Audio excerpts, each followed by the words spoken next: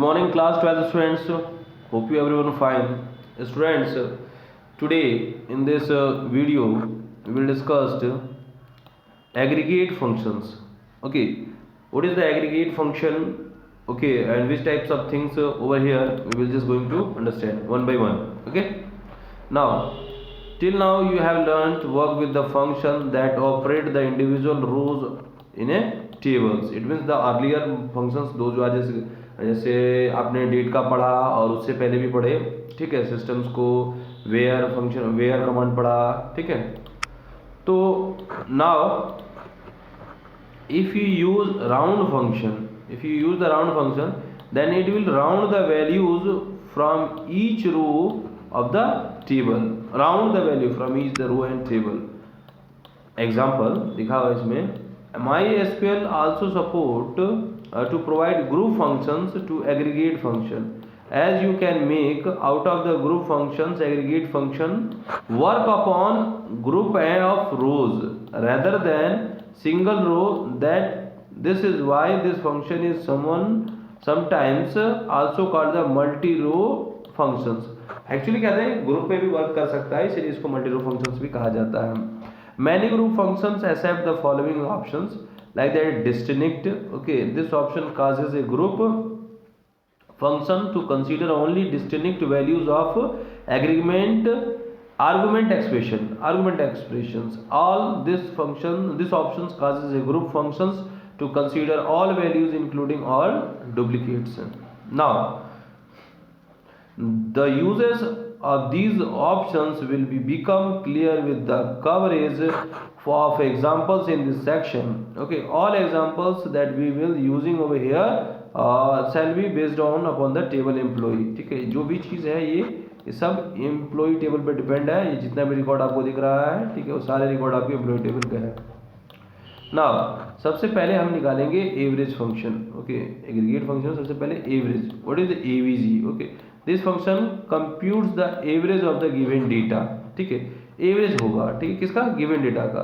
We have write the AVG, ठीक है, average, then distinct और व्हाट ऑल, ठीक है, distinct of all and. Okay, अब है क्या? Returns average values of parameter N. Average value of parameter N. Okay, now here is given argument type numeric and return value numeric. argument भी जाएगा numeric में और return value भी क्या हो जाएगी? numeric में. like that this is. अब देखिए यहाँ calculate average salary of employee list in table emp. अब देखिए है क्या, यहाँ पर आपने prompt के आगे एवरेज लगाया, सेलेक्ट किया एवरेज किसका? सैलरी का, ठीक है, और आपने इसको एवरेज दिखाया. जनरली है क्या चीज़? फ्रॉम एम्प्लॉई से, ठीक है. तो अब ये करेगा क्या? ये निकालेगा एवरेज, निकालेगा किसका? सैलरी का. किसका निकालेगा? सैलरी का. एसएल सेल देखिए लिखा हुआ है, ठीक है, ये एसएल सेल है, ठीक है. सैलरी में आपको सैलरी दी गई है. अब सैलरी को ये एवरेज, सैलरी का एवरेज दिखाएगा, ठीक है. जनरली एवरेज वो मिनिमम मार्क होता है जो सबके लिए बराबर होगा. फिर काउंट फंक्शन है, ठीक है. कैसे काउंट फंक्शन का यूज करें? Count function count the number of row with the given column और एक्सप्रेशन, ठीक है. तो यहाँ काउंट लिख कर यहाँ सेलेक्ट ऑल रह जाएगा, ठीक है. डिस्टिंक्ट सेलेक्ट ऑल और डिस्टिंक्ट ऑल, ठीक है, और एक्सप्रेशन, ठीक है. Return the number of rows in a query if the specify argument XPR. This function returns rows of XPR. Okay, it is not null. You can count either rows or distinct values as per expression. Now numeric value numeric return. Example के तौर पर, ठीक है, select count all, सारे column को count करो, उसका total दिखा दो, ठीक है. किस में दिखा दो? एम्प्लॉई का टोटल दिखा दो. तो टोटल देखिए कितना हुए? 14. कितने रिकॉर्ड है? 14. कितने रिकॉर्ड है? 14. देख सकते हैं आप, काउंट कर सकते हैं. 1 2 3 4 5 6 7 8 9 10 11 12 13 14. टोटल 14 रिकॉर्ड है, ठीक है. नाउ अगर आपको जो है किसी पर्टिकुलर को काउंट करना हो तो जॉब कितनी है, तो जॉब काउंट में जो जितने रिकॉर्ड है उतनी ही जॉब होगी। ठीक है, डिस्टिंक्ट जॉब, डिस्टिंक्ट ऐसे करके चेक कर सकते हैं। मैक्स ये भी है, डिस्टिंक्ट वैल्यू, ऑल वैल्यू। ठीक है, इसमें भी आप उसका मैक्सिमम नंबर निकाल सकते हैं। ठीक है, कि कितने मैक्सिमम सैलरी किसकी ज़्यादा है। ठीक है, सैलरी का मैक्सिमम निकाल लिया 5,000, मिनिमम वैल्यू निकाल दिया, सब निकाल दिया। ये बहुत इजी है, आप लोग कर लेंगे। ठीक है, इसमें कोई बहुत ज़्यादा लोचा नहीं है। बस आपको करना क्या है, आपकी बस ये सेलेक्ट फंक्शन होना, सेलेक्ट कमांड होनी चाहिए, देन आपका फंक्शन नेम होना चाहिए, फिर आपको अपना कॉलम नेम देना है इसमें, फिर उस कॉलम को किस नाम से शो कराया जाए। ठीक है, और उसके बाद से आपका एम्प्लॉय सेलेक्ट कर लीजिए फॉर्म से। ये सारी चीज़ें क्लियर हो जाएंगी।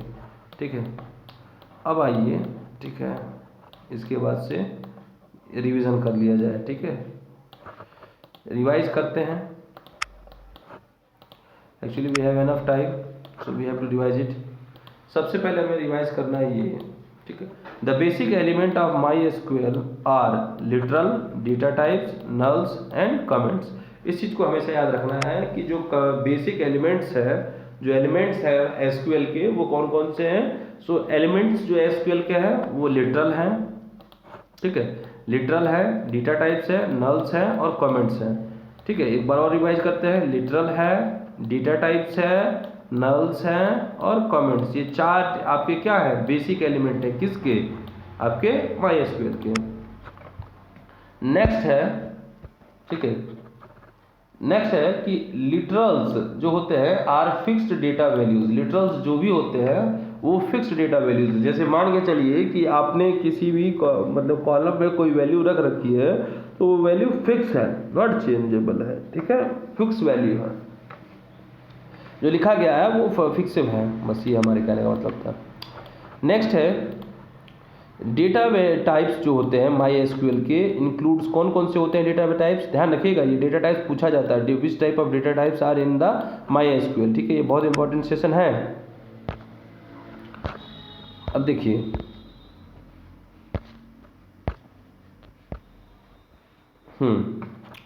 सबसे पहले है न्यूमेरिक।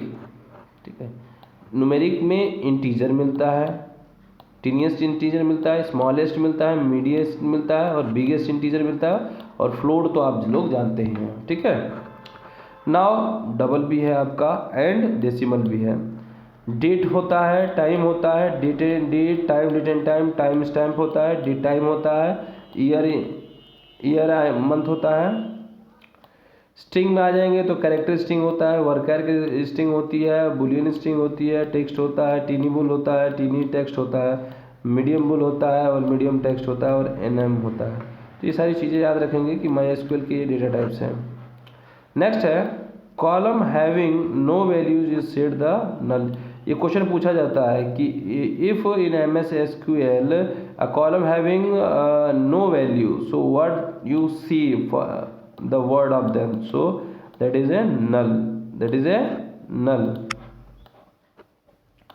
अगला है the select command of SQL lets you make query on the database, lets you make query on the database। किसके लिए है, select है। देखिए, अब select का प्रयोग कब किया जाता है, जब आपको किसी प्रकार की क्यूरी लेनी है, जब आप किसी प्रकार का डेटा गेट करना चाहते हैं, डेटा फाइंड करना चाहते हैं किससे, माईएसक्यूएल से, तब जाके आप किसका यूज करते हैं, सेलेक्ट कमांड का यूज करते हैं। डिस्टिंक्ट, ध्यान दीजिए, डिस्टिंक्ट क्या है, the distinct is a keyword eliminates redundant data. Redundant data मतलब जिसका रिपीटेशन ना हो बार बार। ठीक है, redundant data. Then to perform calculation, the expression can be written along the select without specifying any table name। ठीक है, ध्यान रखिएगा, कभी भी परफॉर्म कीजिएगा कैलकुलेशन का, so expression can be written along with the select के साथ तो होना चाहिए, but without specifying any table name, बिना किसी टेबल को स्पेसिफाई करने के लिए। A small work table dummy can be used to making simple calculation। ठीक है, एक छोटी सी टेबल डमी कैलकुलेशन ले सकते हैं कुछ भी कैलकुलेशन करने के लिए, ये आपके ऊपर डिपेंड करता है कैसे यूज करेंगे। ठीक है, उसको दिखाया गया है। Current date, pseudo columns returns the current system data. If null it is return the substitute nulls value, ठीक है, इफ नल, ठीक है। Then where clause is use to select specific row, logic errors, logic operator जो है and और not, ठीक है, इन सबों का सर्च किया जाता है condition where is clause. Between operator का किया जाता है चेक करने के लिए क्यूरीज, इन वैल्यूज फाइंड की जाती है, like making the character comparison, okay. और नल का प्रयोग किया जाता है सर्च किसी डाटा में null value, order by clause is sort queries of a query, sort करने के लिए किया जाता है। ये सारी चीजें थी, ठीक है। एक क्वेश्चन है, एक नहीं दो क्वेश्चन है, चलिए बताइए इसका उत्तर। सबसे पहला एक क्वेश्चन है, which of the following attributes can be considered a choice primary की। तो जनरली है कि रोल नंबर नहीं बदलता है, इसीलिए आप प्राइमरी की सेलेक्ट कर सकते हैं। फिर पूछा है what is the SQL, what is the full form of SQL, सभी को मालूम है structured Curie language, structured Curie language is the SQL full form.